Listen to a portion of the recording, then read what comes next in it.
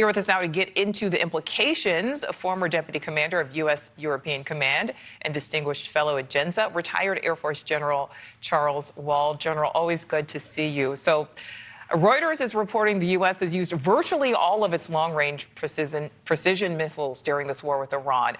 Certainly seems concerning. Do you think that's true? And what are the implications there?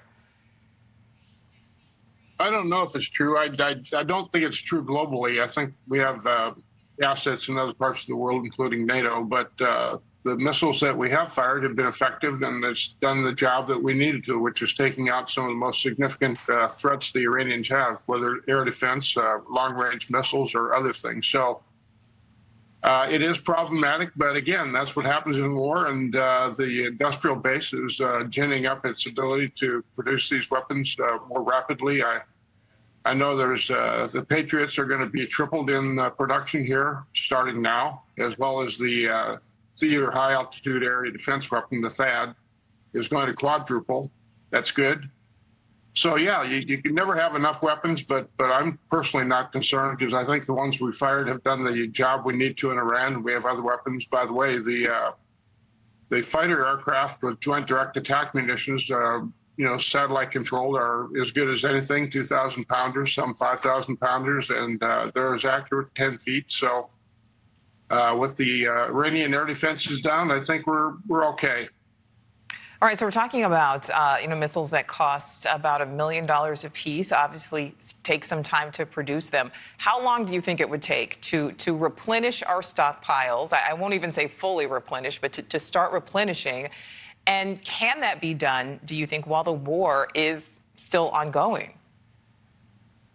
Well, I think they're going to start now. They have production facilities in place already for those two weapons. They'll just increase the production rate, which will take a little time. And I think over time we'll replenish. I feel confident we're in good shape from the standpoint of the weapons we have. I know Brad Cooper, the CENTCOM commander, has thought through this. There are plenty of weapons that we can use to effectively take out the Iranian military right now. They don't have much air defense at all. There's some discussion about Russia or China sending handheld surface-to-air missiles that would attack low-flying aircraft. We don't need to fly low to bomb Iran. So, again, I don't want to be Pollyannish here, but I'm not as worried as some people would be.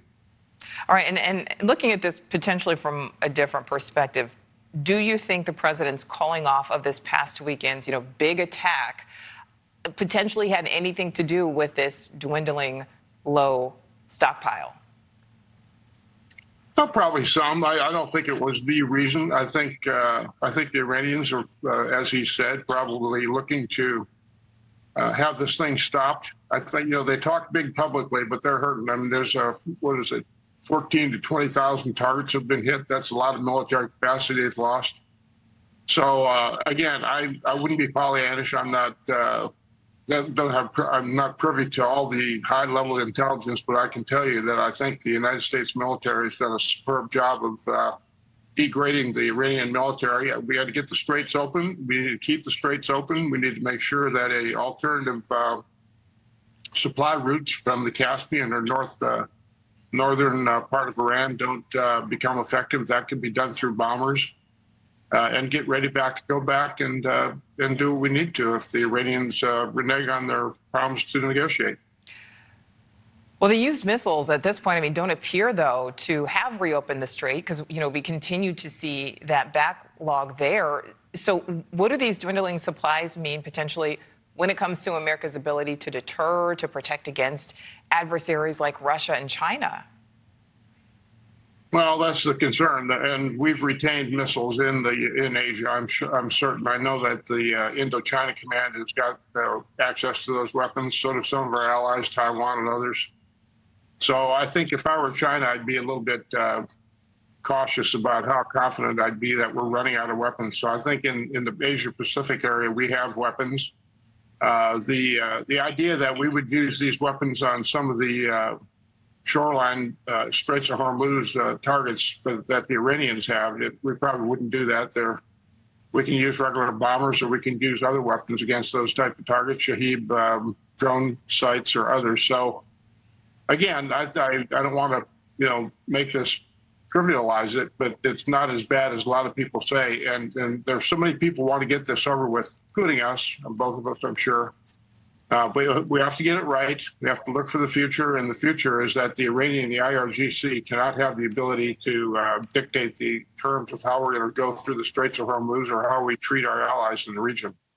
So finally, zooming out a little bit, General. So the U.S. reportedly has increased its intelligence assets in Cuba in the administration's push, as we know, to reform or potentially even dismantle the communist regime there. Do you think we have the assets and capabilities if that were to become a military operation in Cuba, considering our many current military involvements, obviously the biggest one being the war with Iran? Absolutely, yes. So I think, again, I'm not advocating we attack Cuba or anything like that. I'm just telling you, if some military operation needed to be executed against Cuba, we absolutely have the capability to do that without any doubt. I wouldn't worry one bit about that. That's not even in the cards. We have the ability to operate in several regions in the world at one time. We have a large military. We planned for this for years. We always did when I was in the military. So I wouldn't worry about it. All right. Retired Air Force General Charles Wald, thank you as always.